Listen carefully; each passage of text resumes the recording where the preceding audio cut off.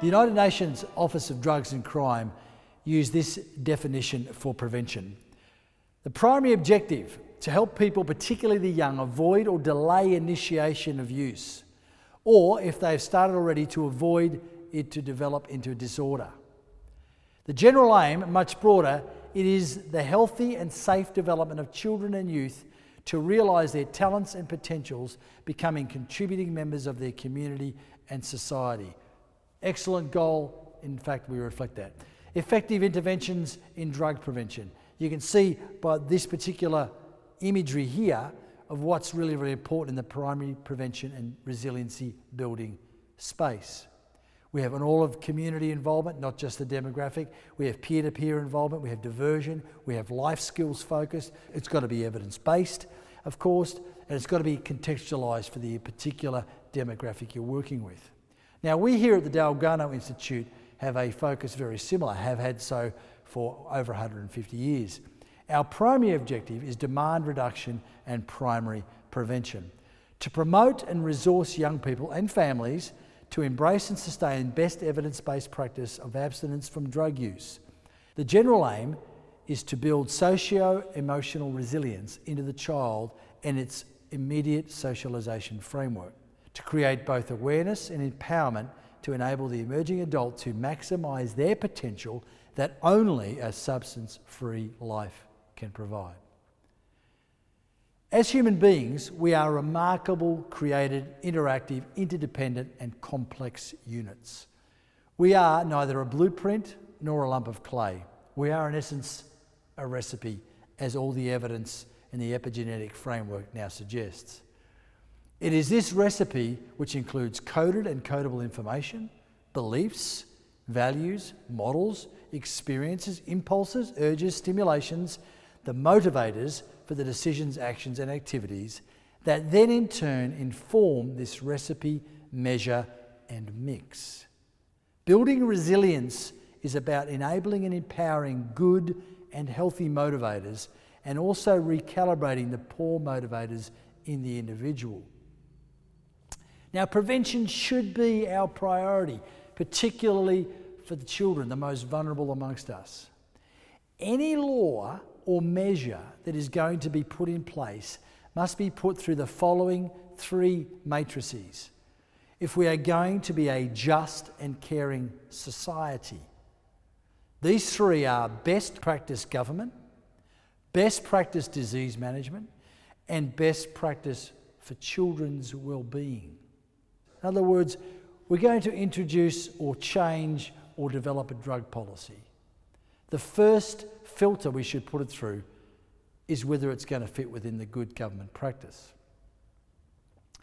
Good governance, according to the Global Happiness Report of 2018, is nothing less or more than political leaders acting for the average citizen and pursuing the common good. Whilst essentially a truism, one must interrogate the statement a little to find out what that best practice for government may entail. For example, what does good governance look like? What are the informing values of that? Who gets to determine what an average citizen looks like in our now post-truth influenced individualistic First World West? And what criteria is used to determine what is the common good and who says? Because at the moment, in our culture, the common good is being dictated by a very small and very vocal minority. But good government practice also has other factors. The conditions for achieving happiness within a nation are becoming increasingly well understood, thanks to the advances in the survey data, psychology and comparative social analysis. The World Happiness Report has demonstrated that a country's ranking on happiness depends on the 6 key conditions. Now listen to these. Economic prosperity, including decent work for all who want it, the physical and mental health of the citizens, freedom of individuals to make key life decisions, interesting, strong and vibrant social support networks, social capital, shared public values of generosity and social trust, including confidence in the honesty of business and government. These are what we call the protection paradigm. Now, you will notice that 5 out of those 6 key selection criteria are all diminished, weakened, or undermined by substance use. Undeniably. Any policy or policy interpretation that takes away from well-being generating, responsibility imbuing, care for others enhancing, productivity equipping, safety empowering, and community benefiting and family and child securing agency is beyond a bad policy. It is in fact culpable, as are those who promote it. Again, let's listen to the wisdom of the libertarian John Stuart Mill. No person, said John Stuart Mill, is entirely an isolated being. It is impossible for a person to do anything seriously or permanently hurtful to themselves without mischief reaching at least to their near connections and often beyond them. And if this person deteriorates their bodily or mental faculties, it not only brings evil upon all who depended upon them for any portion of their happiness, but disqualifies themselves from rendering the services which he owes to his fellow creatures generally. Perhaps becomes a burden on their affections and their benevolence. And if such conduct were very frequent, hardly any offence that is committed would detract more from the general sum of good. That was written over 100 years ago, and it reflects much of what is in the Happiness Report. Keep moving on. Good government practice. According to Gus Jaspert, the Deputy Director of UK Home Office, speaking at a conference in 2012, made these statements. Governments should aim to do 2 key things, key primary things in their Westminster government model: to protect their citizens from harm, and number 2, to provide environments that enable its citizens to reach their full productive potential. Now, any legislation, he said, must be filtered through these 2 foundational principles, and the tough questions asked of any proposed introductions or amendments that may breach or undermine these principles. So good government must do those 2 key things at least. We saw before with the Happiness Report, they should do more, but these 2 fundamental principles cannot be breached. In 2007, the then Liberal government did a complete inquiry into the drug issue in the country, and a Senate report called The Winnable War on Drugs was produced. It was very, very thorough, interviewed people from all backgrounds, drug users, ex-drug users, family members, clinicians, comprehensive report, and it determined a great many elements. And the fact that we really hadn't had a war on drugs, and that if we did have, it would be winnable, as we have heard previously. But that was jettisoned when the next government came in 2007. They, of course, as most governments do, ignore the previous government's outcomes. To our detriment, that was ignored, because a lot of good changes could have been implemented in that spot. The protection paradigm continues. When we're able to prevent the onset of substance abuse as a society, we're able to benefit from what that individual gives to the community. They're able to provide for their families. They're productive workers who benefit their businesses and pay taxes. They are able to contribute time and creativity and so many positives to the community. However, we lose those things when we don't provide prevention, and addiction happens. That was from the Executive Director of the Coalition for a Drug-Free County. So that's filter number 1, good governance. Good government, good governance. So that should be enough. That should be enough for us to make sure that our drug policies remain in the demand reduction, prevention, primary prevention, and recovery-focused space. But number 2, good medical practice, is the second filter. Now, when it comes to epidemiology of a disease, treating physicians look to a number of factors, including the agent of contagion. They look to manage, negate, and prevent these agents from spreading. Now, illicit drug use dependency has now been widely touted as a non-communicable disease. Evidence goes both ways on this. It's still in debatable classification, but at the moment it is considered drug addiction or drug misuse disorders are considered a non-communicable disease. So we'll run with that model. Therefore, treatment principles remain the same around this particular disease. The containment, cessation, and future prevention of that disease are the priority of the attending physician. Now, this is a protection paradigm. So the two key elements all medical practitioners have to consider is susceptibility factors of the patient and exposure factors to the patient. So susceptibility and exposure. So when it comes to etiology, which is understanding how diseases work, so in treating the disease of drug use, one must address both susceptibility and exposure to have best hope of the drug user recovering from the disease that they've contracted. Any action, method, process that enables the increase or worsening of both susceptibility and exposure is at best the denial, or worse, active avoidance of what is best practice management. At worst, it is arguably a culpable malpractice. What about mental health?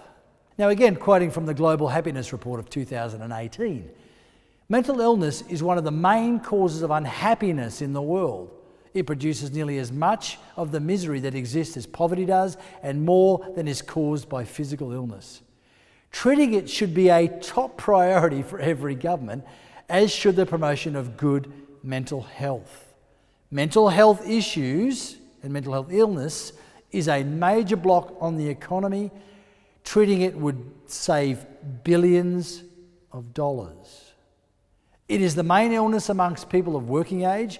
It reduces national income per head by some 5% through non-employment, absenteeism, lowered productivity, and extra physical healthcare costs. Mental illness accounts for a third of disability worldwide. Mental health issues cause drug use, and drug use causes mental health issues. That's irrefutable.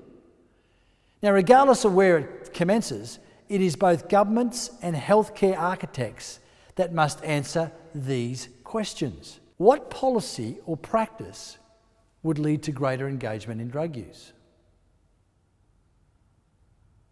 Or what policy or practice would lead to less engagement in drug use? What policy or practice would lead best opportunity to diminish and better manage mental health issues when you look at the drug policy space? And will greater availability and greater access and greater acceptance of drug use in our culture improve or diminish mental health issues, or would it increase them? So that's two filters that policy must be put through. That's two. Now, both of those should ensure that drug policy focuses on prevention, demand reduction, and recovery. But the third one, and I think arguably the most important one, is what will the policies and policy interpretations do to our children? Now, the National Framework for Protecting Australia's Children has some very clear statements. And again, the protection paradigm is in play. The actions and strategies that governments and others will agree to take under the National Framework are all aimed to achieve the following high-level outcome: that Australia's children and young people are safe and well. As a measure of this outcome, governments and non-government sector must set the following target: a substantial and sustained reduction in child abuse and neglect in Australia over time. Child abuse and kin care and family breakdown and family dysfunction are all increasing because of a greater permissive drug policy in this country and the unleashing of more and more drug use. So again, we've got to ask the question, what are our drug policies interpreting? The National Framework for Protecting Australia's Children. Supporting outcomes, strategies and indicators of change. The 6 supporting outcomes are: children live in safe and supportive family and communities. Children and families access adequate support to promote safety and intervene early. Risk factors for child abuse and neglect are addressed. Children who have been abused or neglected receive the support and care they need for their safety and well-being. Indigenous children are supported and safe in their families and communities, and child sexual abuse and exploitation is prevented and survivors receive adequate support. Where do our drug policies fit in that sector? Are they going to diminish those things, enhance those things, facilitate the positive outcome of those things, or take from them? So when a permissive drug policy is in play, then we're only going to see those protections undermined. The International Declaration of the Rights of the Child. Principle 2 states, the child shall enjoy special protection and shall be given opportunities and facilities by law and by other means to enable him or her to develop physically, mentally, morally, spiritually and socially in a healthy and normal manner and in conditions of freedom and dignity. In the enactment of laws for this purpose, the best interests of the child shall be the paramount consideration. So policymakers and lawgivers have to put the drug policy and its interpretation through that matrix. Will greater increase, greater access, greater permissibility to psychotropic toxins increase or decrease the physical, mental, moral, spiritual, social and normal development of a young person? Or will it take from them? According to United Nations Office of Drugs and Crime, for every amount we spend today on evidence-based drug prevention programs, we will save up to 30 times in future healthcare and social costs. We want to not go into, but promote to you the current success of the Icelandic model, 20 years in the making, but a complete paradigm shift for that culture. Took it from one of the highest alcohol and drug using countries for young people in the world down to an incredibly low rate. In Iceland, teenage smoking, drinking and drug use has been radically cut in the past 20 years. You can see by the chart here the reductions made. How they did it, it's quite remarkable. It's a whole of society, whole of community model, which included families, children, government, policy, again, all on the same page with one message, one voice and one focus: to reduce demand, to facilitate prevention and to facilitate recovery. Of course, the Swedish model. We could talk about this all day long, and there's so much data on this, but the Swedish compassionate restrictive model has been incredibly successful, even with other countries' entire assault against it to try and change it to a harm reduction policy. They continue with their demand reduction and prevention model, and it's been incredibly successful, with the uptake of drug use in that country being incredibly low, considering those around them. Love this quote from the previous Executive Director of the United Nations Office of Drugs and Crime, Antonio Costa. He said this: "The achievements of Sweden are further proof that ultimately each government is responsible for the size of the drug problem in its country. Societies often have the drug problem they deserve." Harsh but true.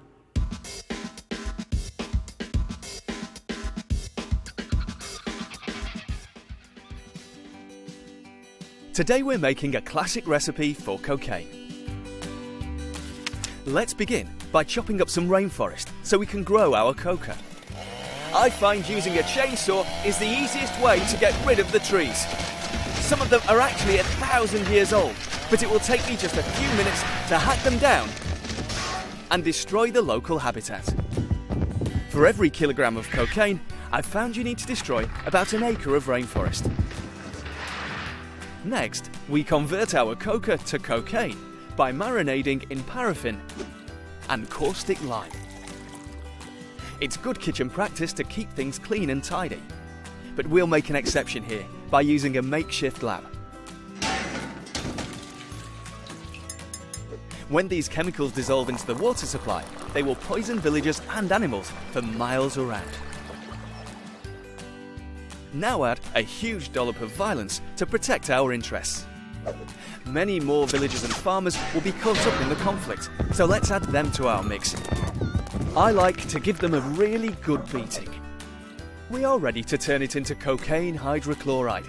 I like to use organised crime gangs. Not only do they know the right mix of chemicals, but they can also work in an enormous helping of violence, death and fear into entire communities. For a bit of spice, add the police, who are injured and murdered by the gangs. The Colombian recipe needs around 90 dead officers a year. Next, we need to transfer our mixture overseas. where we'll blend it with local organised crime gangs and bring it to the boil. We can add another generous helping of violence, as well as money laundering, fear and antisocial behaviour. To make your mixture go as far as possible, add in plenty of dental anaesthetics. They don't affect the taste, so the buyers won't know. Of course, we don't care how it actually tastes. All we want is profit. And for that we need one last vital ingredient: the casual drug user. None of this has any point without them. Your choices can change everything.